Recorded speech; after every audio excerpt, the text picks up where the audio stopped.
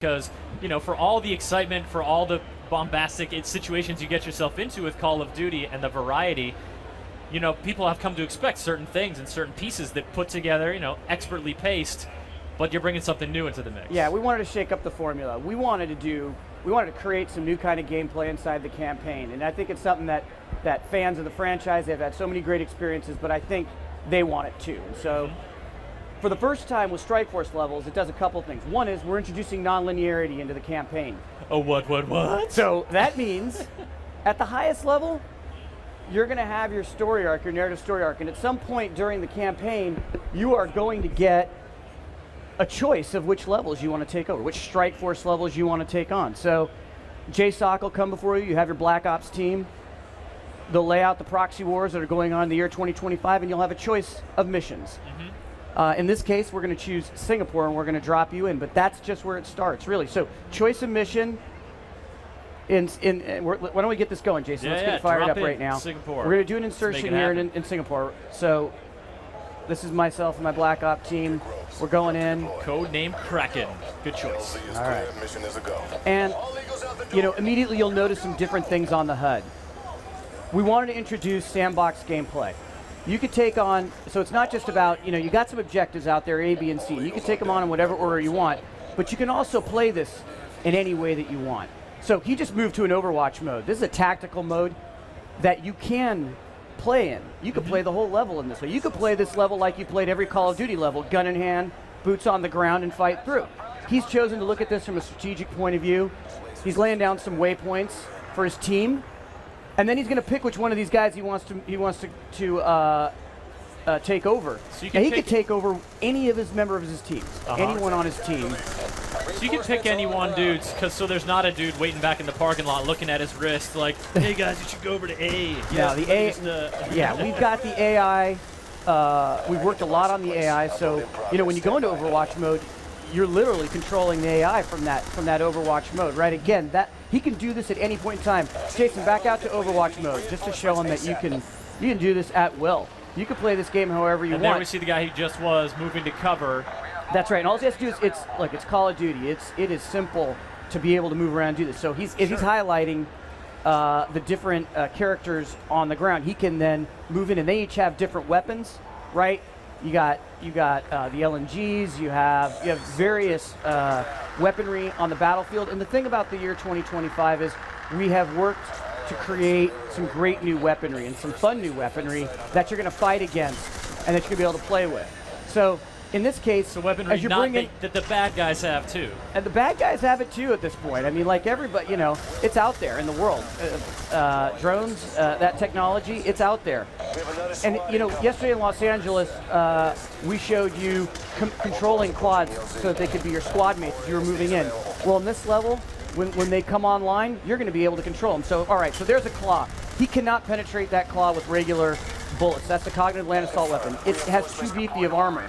He needs to stand back there, or he can take over one of these other drones that has heavier caliber weaponry. So he's driving now. He's decided to take that over, and he can now take on that claw. He's faster. He's more agile. A drone is a good anti-drone. It's a different kind. So the quad, they're just talking different species of That's right. Here. Yeah, I mean, that claw can take down an entire army, right? It has heavy caliber weaponry. It has, it could really take down a fairly large army. But this is a lot more. You'll notice even the interface, the audio changes. He's just decided. Okay, so he was for a second there. He was inside of a claw, but he could move around. Now, I think it's really important to note. Like one of the goals with this was accessible but deep. We needed to make sure that this is accessible. People could play it. If you know how to play Call of Duty, you can ease into this level. Like I said, you can play it like you play pretty much any other Call of Duty level, boots on the ground, gun in hand. But I think that's just scratching the surface. And I think for Call of Duty fans who've been playing our games for a long time, this is going to be a great new form of gameplay.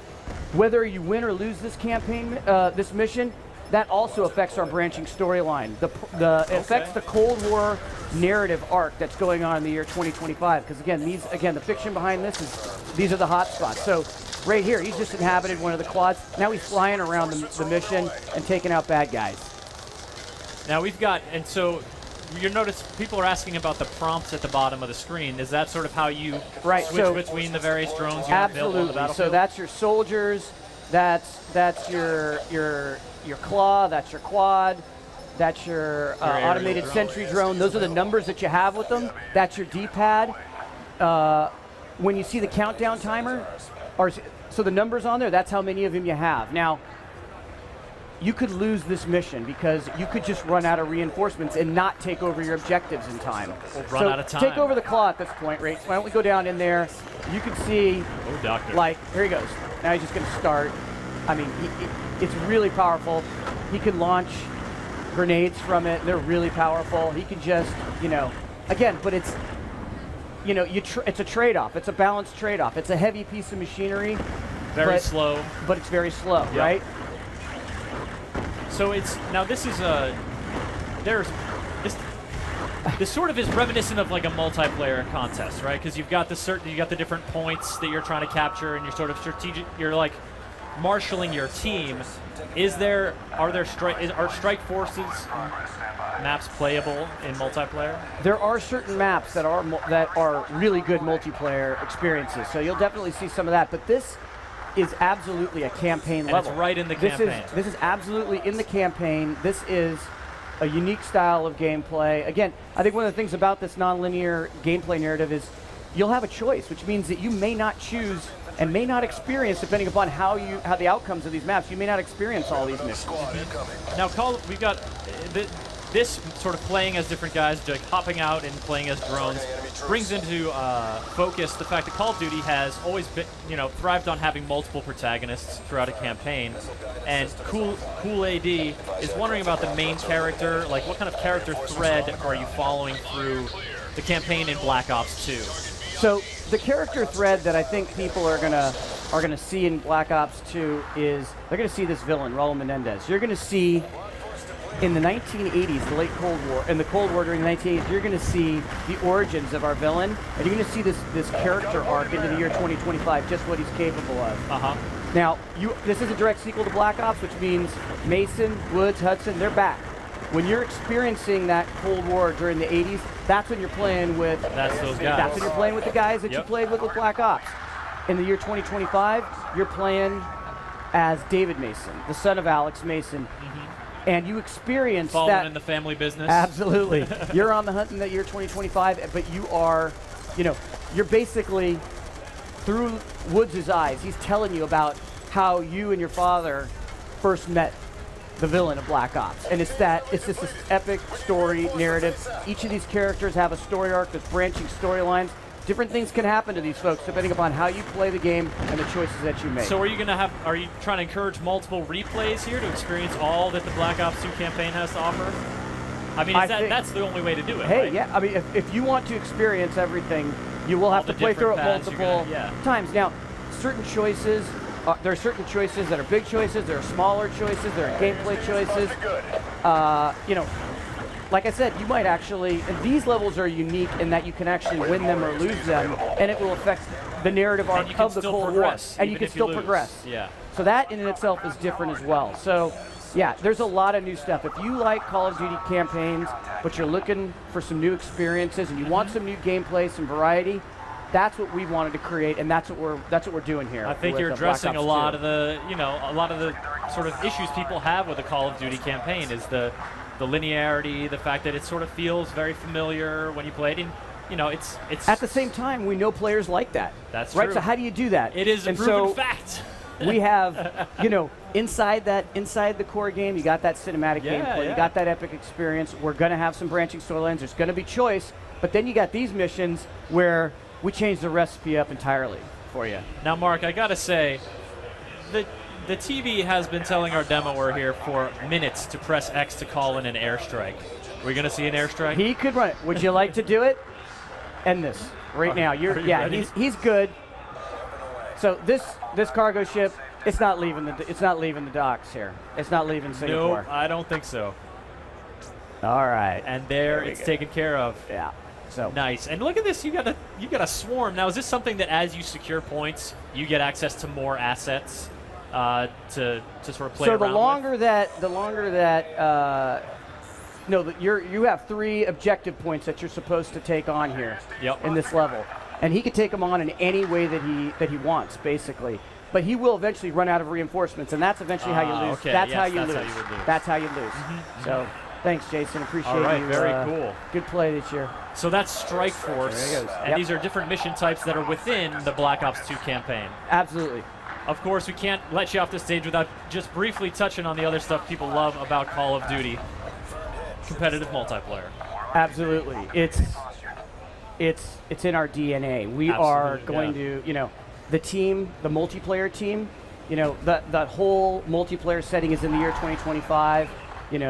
The weapons, the balancing, the attachments, the gameplay modes. I can't wait to tell you guys all about it. It's amazing stuff. They're really doing great work. All right, got to check another box because you guys are Treyarch. Zombies. Of course. There are zombies in the future. No. Of course. I thought we could. Yeah. No. That's a great thing. Absolutely. There are zombies in Black Ops 2.